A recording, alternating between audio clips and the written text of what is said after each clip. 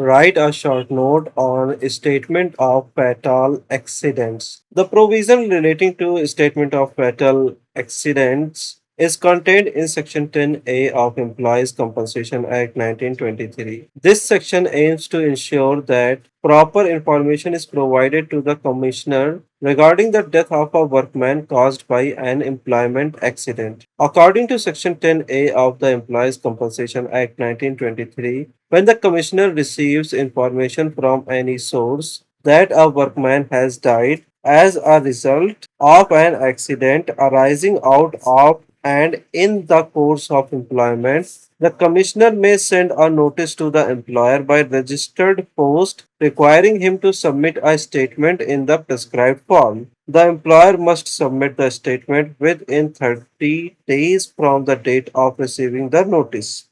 The statement should contain the circumstances relating to the death of the workman, whether the employer accepts liability to pay compensation. If the employer denies liability, the grounds for such denial must be mentioned. If the employer admits liability, he must deposit the compensation amount within 30 days from the date of service of the notice. If the employer denies liability, the Commissioner may conduct an inquiry into the matter. The Commissioner may also inform the dependents of the deceased workman that they have the right to file a claim for compensation.